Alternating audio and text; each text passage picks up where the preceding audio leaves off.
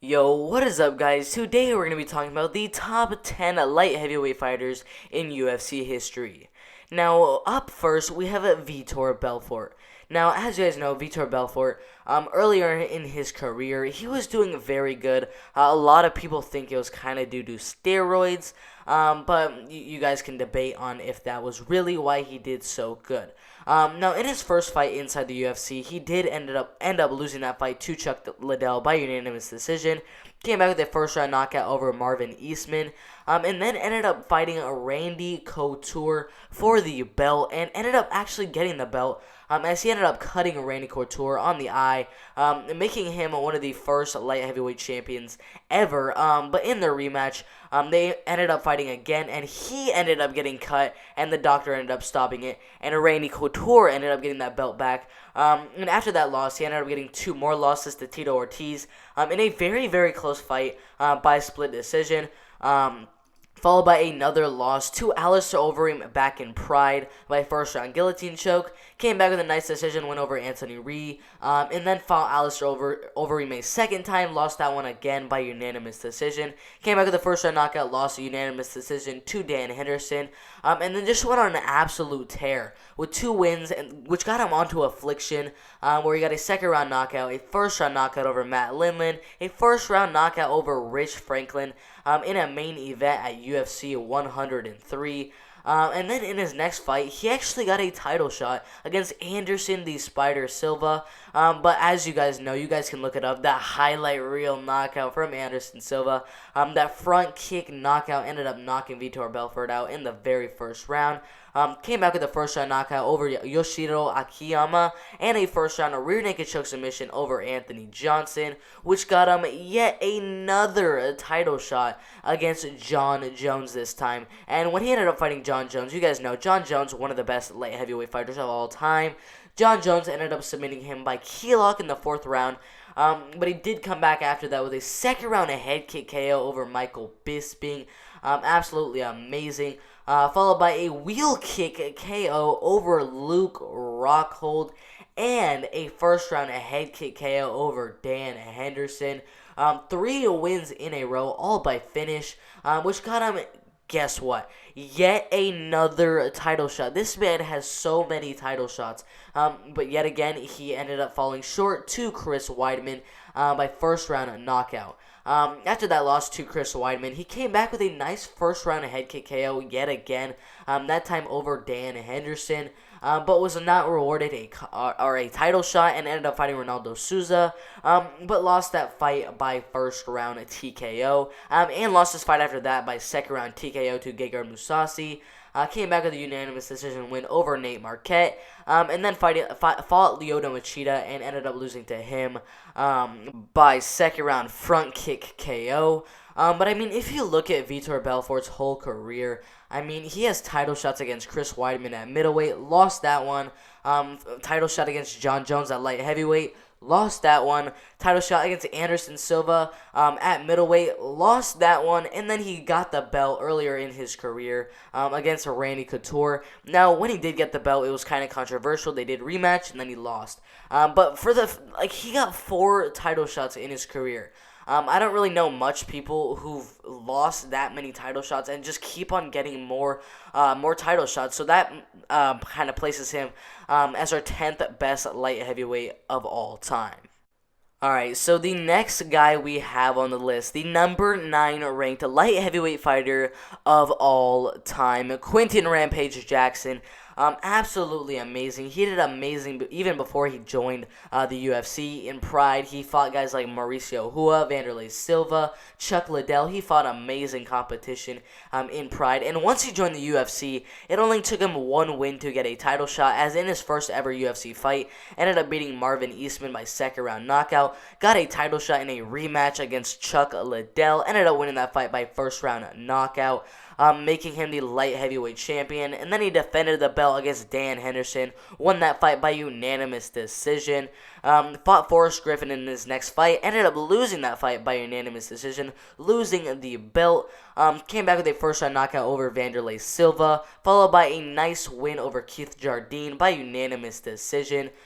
getting him yet another fight against Rashad Evans, a future champion. But he ended up losing that fight by unanimous decision. Came back with a decision win over Lyoto Machida.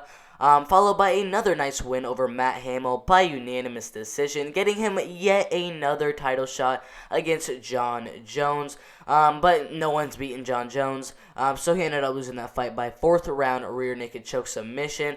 And that's kind of where his career went a little bit down, as he lost his next fight after that to Ryan Bader by unanimous decision.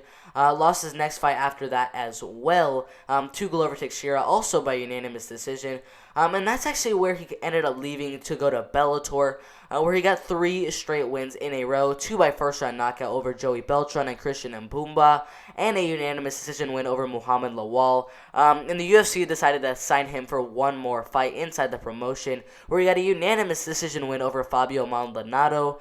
And then a split decision win over Satoshi Ishii in Bellator 157. And then he played out the rest of his career inside of Bellator with 2 unanimous decision losses to Muhammad Lawal in a rematch and Chael Sonnen, both by unanimous decision, followed by a second round knockout over Vanderlei Silva, and then a loss to Fedor Emelianenko in his last ever pro MMA bout.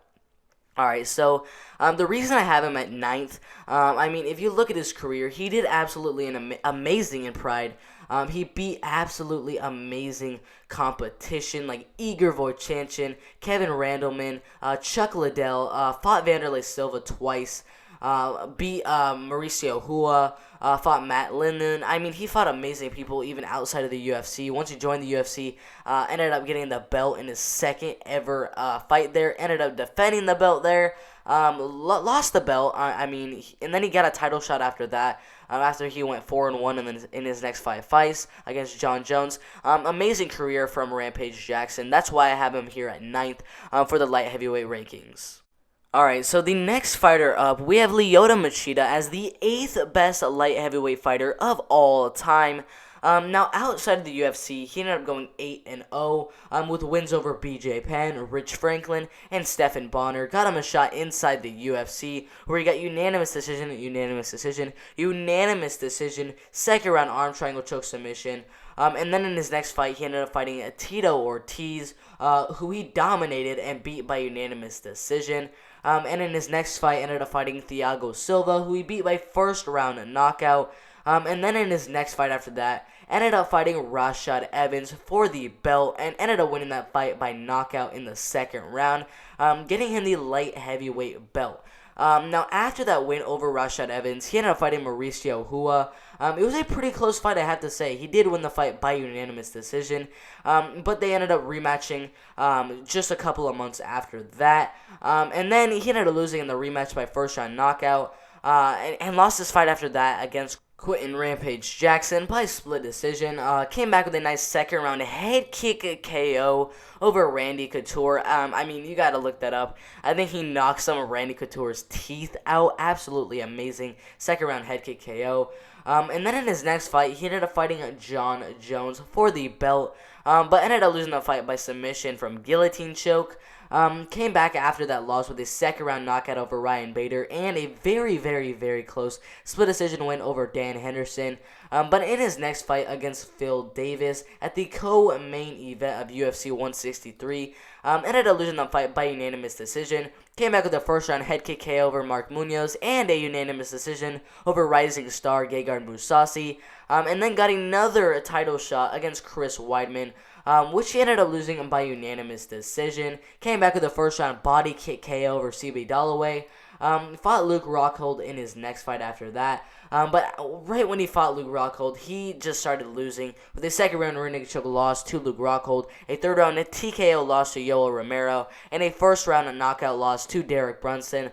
But he really picked it up after that loss, as he got a split decision win over Eric Anders, a second round front kick KO over Vitor Belfort. And then a very close split decision win over Rafael Carvalho in Bellator, and then a second round flying knee KO over Chael Sonnen, also in Bellator. And then in his last 2 pro MMA bouts, ended up lusing 2 split decisions to Gegard Mousasi and Phil Davis.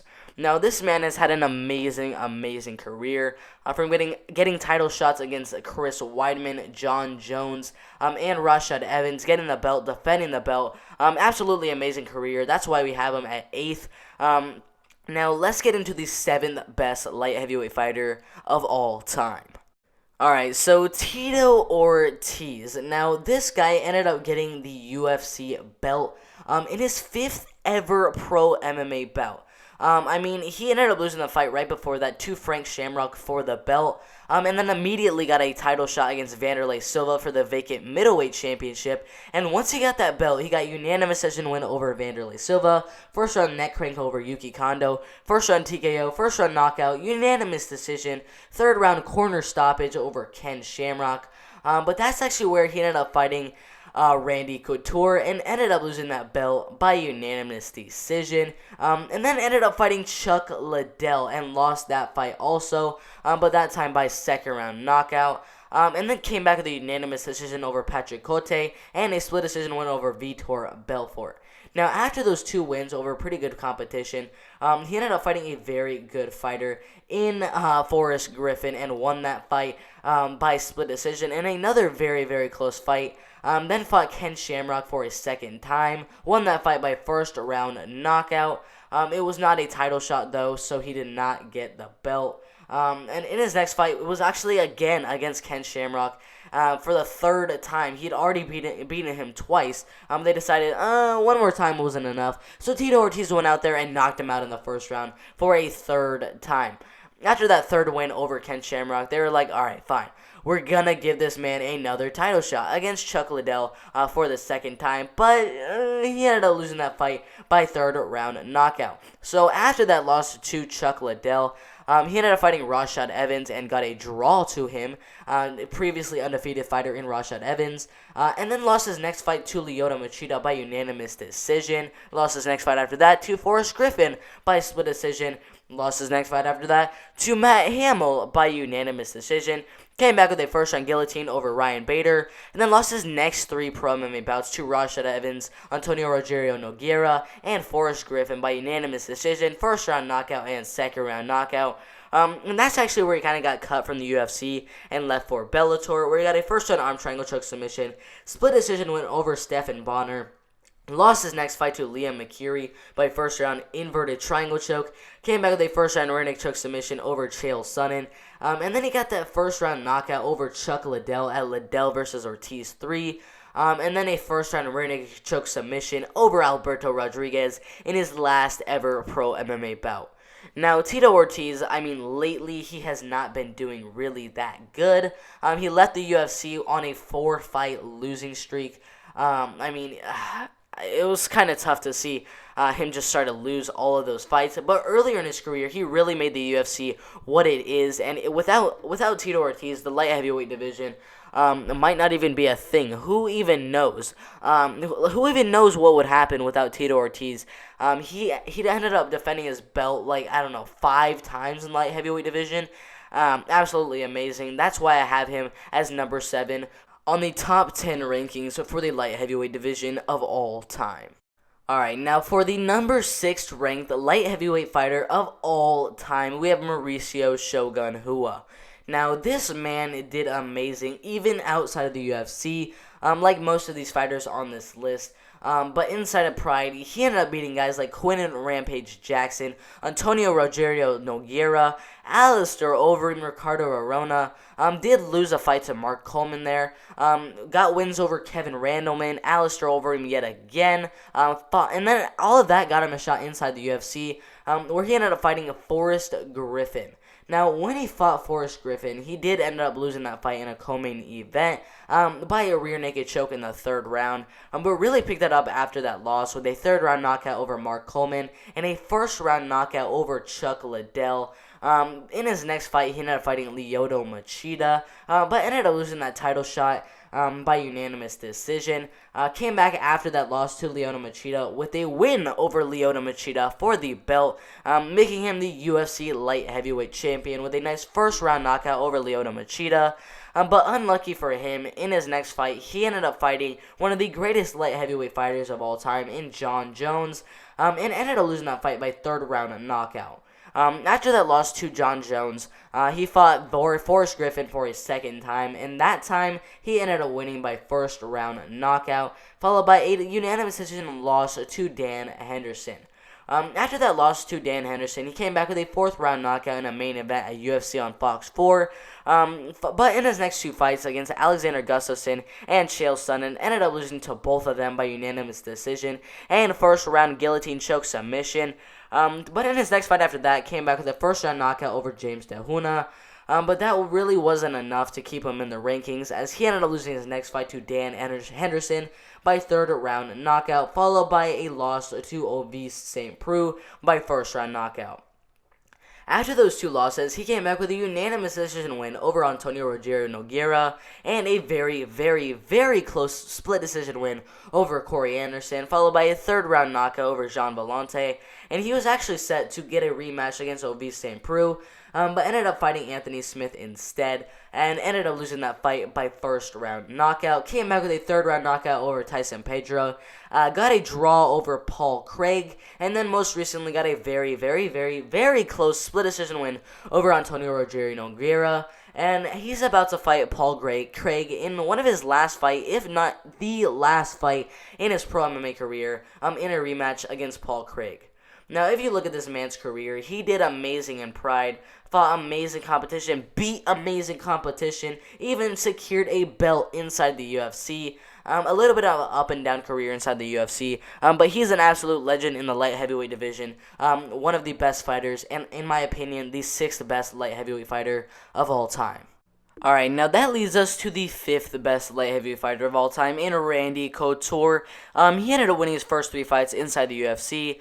Got a title shot against Maurice Smith, won that fight by unanimous decision, lost his next two fights outside of the UFC, then came back with two straight wins also outside of the UFC, getting a shot back into the UFC, where he ended up fighting Kevin Randleman in his first fight back into the promotion, and it was a title shot for a heavyweight championship, which he ended up winning by third round knockout, and then lost his next fight after that to Valentin Overeem outside of the UFC yet again, came back with a win outside of the UFC, and then decided to go back into the UFC yet again. I mean, he leaves the UFC's comebacks like quite a bit, but he ended up defending his belt two more times against Pedro Rizzo, twice, won both of the fights by unanimous decision and third round knockout over Pedro Rizzo, but in his next fight after that against Josh Barnett, ended up losing that heavyweight championship to Josh Barnett by second round knockout.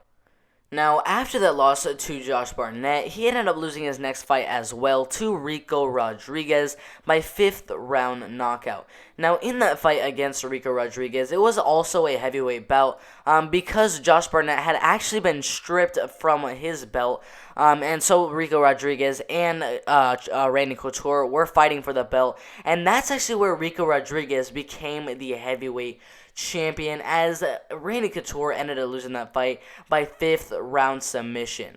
Now, after that loss to Rico Rodriguez, he ended up fighting Chuck Liddell at light heavyweight and ended up getting the belt. He got the third round knockout over Chuck Liddell, followed by a nice unanimous decision win over Tito Ortiz, also at light heavyweight, which he won by unanimous decision. But in his next fight against Vitor Belfort, which was actually at light heavyweight, he ended up losing the fight because he got a cut in the first round. He rematched for Vitor Belfort and got a third round TKO victory, getting his light heavyweight championship back. Now, after he got that belt back over Vitor Belfort, he ended up rematching Chuck Liddell, and this time it was at light heavyweight as well, and he ended up losing the fight by first round knockout, losing his light heavyweight championship. Came back with a third round anaconda choke submission over Mike Van Arsdale, and then fought Chuck Liddell for a third time at UFC 57, Liddell versus Couture 3. It was an absolutely amazing fight for the light heavyweight championship, but Chuck Liddell ended up pulling through with a nice second round knockout. Now, after he ended up losing that fight to Chuck Liddell, he ended up fighting Tim Sylvia at heavyweight for the belt and ended up winning. This man just getting heavyweight championship, light heavyweight championship, back to heavyweight. I mean, this dude's like crazy, bro. Beat Tim Sylvia for the heavyweight championship, won that fight by unanimous decision, and then defended his belt against Gabriel Gonzaga, who he beat by third round knockout. Now, after those two defenses at heavyweight, he ended up fighting Brock Lesnar, who he ended up losing to by second round knockout, losing that heavyweight championship. And in his next fight after that against Antonio Rogerio Nogueira, lost that fight as well by unanimous decision. After those two losses, he came back with a unanimous decision win over Brandon Vera, and a second round rear naked choke submission over Mark Coleman, and a first round arm triangle choke submission over James Tooney. And in his last pro MMA bout against Lyoto Machida, he ended up losing that fight by second round head kick KO. Alright, so if you guys look at this guy's career, started his career off with a nice win over Maurice Smith, where he got that heavyweight championship. Lost 2 fights outside of the promotion, came back with 2 wins, then fought Kevin Randleman, defended the heavyweight championship, and then ended up losing that heavyweight championship to Josh Barnett, and then fought Rico Rodriguez for the heavyweight championship after Josh got stripped, lost that fight, fought Chuck Liddell, Tito Ortiz, fought both of those guys, then fought for the belt. This dude fought for so many belts in his career. It's absolutely insane. This dude is definitely a top 5 light heavyweight fighter of all time. Alright, now for the 4th best light heavyweight fighter of all time, we have Dan Henderson. Now, he ended up winning his first 2 fights outside of the UFC, got inside the UFC with a unanimous decision over Alan Goes, and a very close split decision win over Carlos Newton. Left the promotion where he got 5 straight wins in Fighting Network rings, one of those wins coming against Antonio Rogerio Nogueira, and the other coming against Gilbert Ubel. But in his next fight, which was inside of Pride, he ended up fighting Vanderlei Silva, who he ended up losing to by unanimous decision. Came back with a first-round knockout over Renzo Gracie, a third-round knockout over Kira Shoji, and a split decision win over Mauricio Shogun Rua. Now, after those 3 wins inside of Pride, he ended up losing his next 2 fights to Ricardo Arona by split decision and Antonio Rogerio Nogueira by a third-round armbar. But that's where his career got interesting, as he came back with a first-round knockout, split decision over Yuki Kondo, lost his next fight after that to Antonio Rogerio Nogueira by first-round armbar. Came back after that loss with a first-round knockout, split decision win, unanimous decision. Lost his next fight after that by unanimous decision to Kazui Misaki, and then ended up beating Vitor Belfort by unanimous decision. Then beat Vanderlei Silva by third-round knockout, which was a title fight in middleweight in Pride. Absolutely amazing.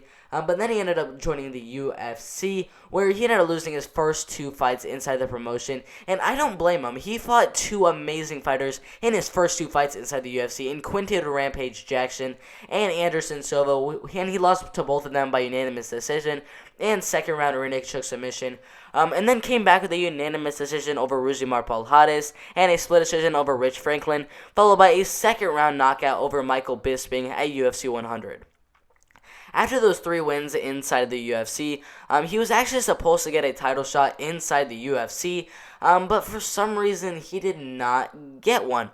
So he ended up leaving the promotion and went to Strikeforce, where he ended up fighting Jake Shields, lost that fight by unanimous decision, and then came back with 3 straight wins over Renato Sobral, Rafael Calavante, and Fedor Emelianenko, who he won by first-round knockout, third-round knockout, and first-round knockout, getting him a shot back inside the UFC, where he ended up fighting Mauricio Rua, who he beat by unanimous decision, and in his next fight ended up fighting Lyoto Machida, but lost that fight as well by split decision, and then lost his next fight after that to Rashad Evans by split decision, his next fight after that to Vitor Belfort by first round head kick KO, And then rematched Mauricio Shogun, who he beat by third round knockout yet again.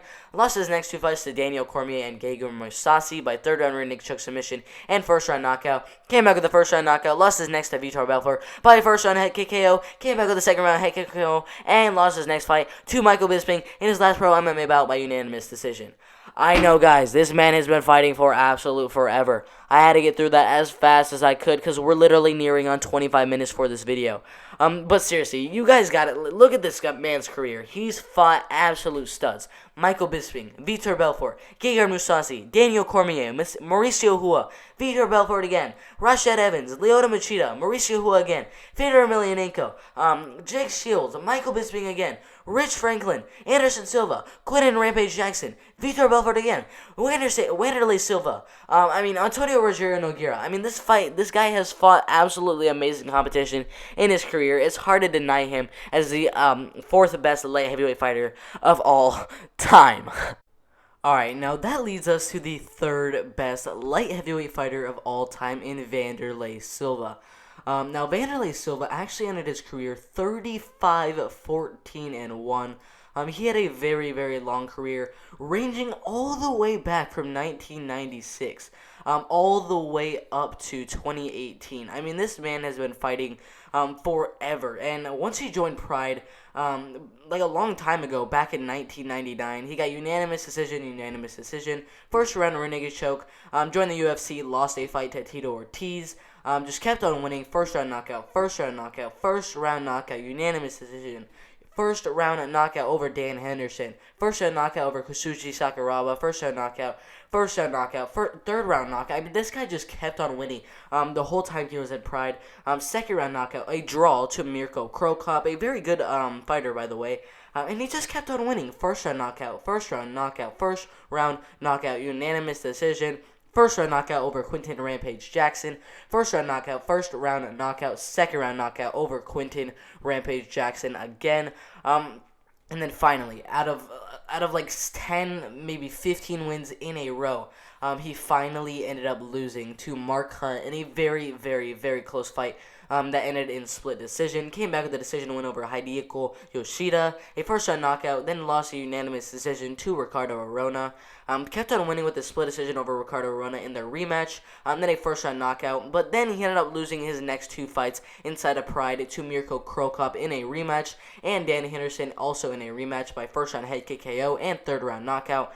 And that's where he decided to join the UFC, where he ended up fighting Chuck Liddell and lost that fight by unanimous decision. And then came back with a nice first-round knockout over Keith Jardine, and then lost his next 2 fights to Quinton Rampage Jackson by first-round knockout and Rich Franklin by unanimous decision. Came back with a unanimous decision win over Michael Bisping. Lost his next fight to Chris Liben by first-round knockout. Came back with a second-round KO over Kung Lee. Lost his next fight to Rich Franklin by unanimous decision. Came back with a second-round knockout over Brian Stan. And then lost his next 2 fights that were in Bellator by unanimous decision to Chael Sonnen, and second-round knockout to Quinton Rampage Jackson. Now, if you look at his career, inside the UFC, it was very, very up and down. Even his first fight inside the promotion against Chuck Liddell, a loss. He only ended up getting 4 wins inside of the UFC. He lost, I think, 4 or 5 fights inside the UFC. So not the best career inside the UFC. But if you look at that Pride career, he went on an absolute tear in the promotion at light heavyweight. Absolute dominance in Pride. That's why we have him as the number 3 light heavyweight fighter of all time. Alright, now that leads us to the 2nd best light heavyweight fighter of all time, and that is Chuck Liddell. Chuck Liddell started his career back in 1998. 2 wins by unanimous decision. Lost his next fight first round arm triangle choke submission.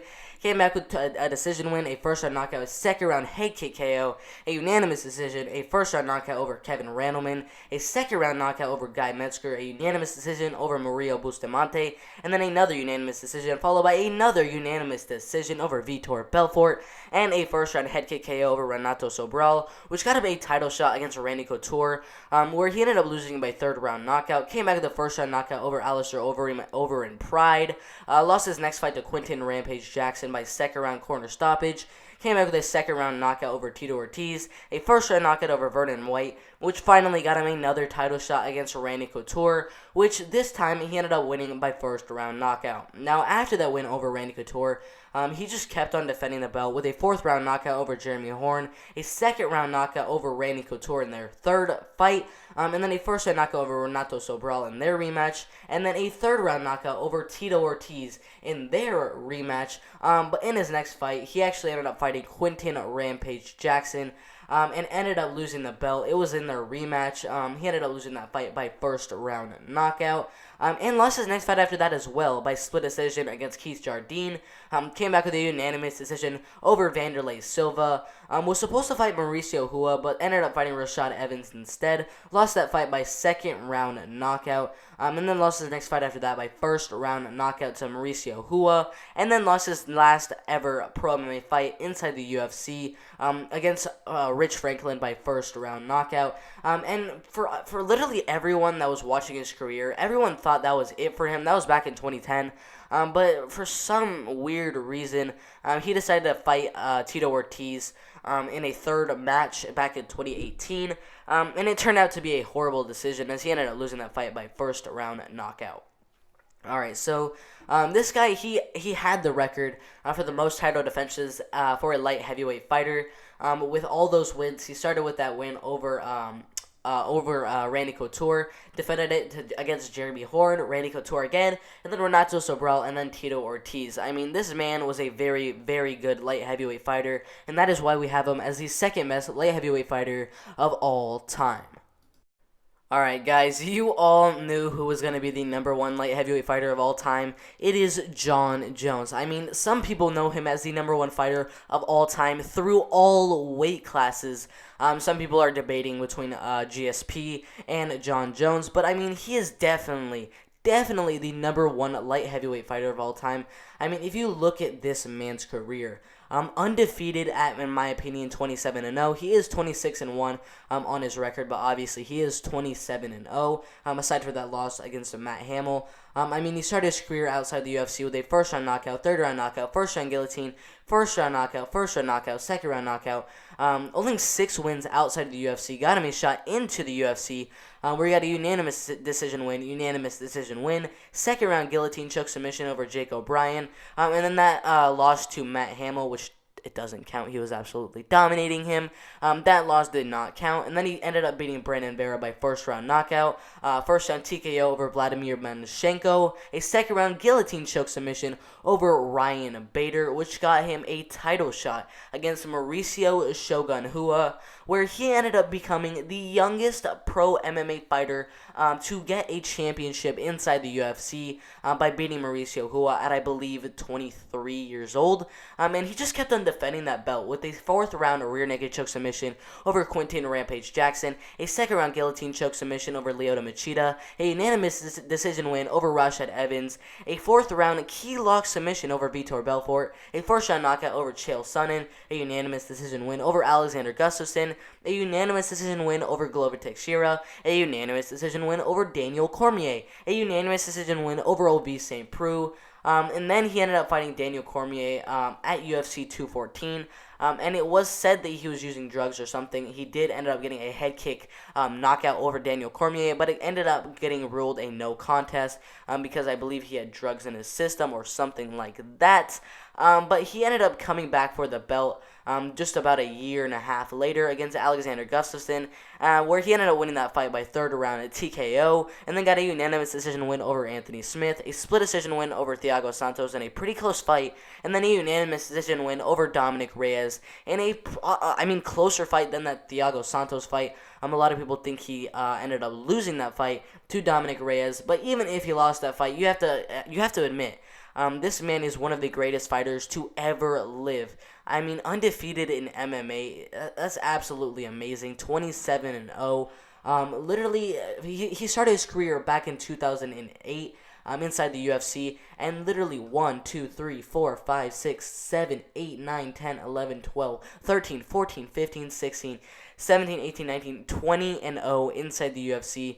Absolutely amazing. Jon Jones is the number one light heavyweight fighter of all time. Alright, that's my list for the top 10 light heavyweight fighters of all time. Number 10 was Vitor Belfort. Number 9, Quinton Rampage Jackson.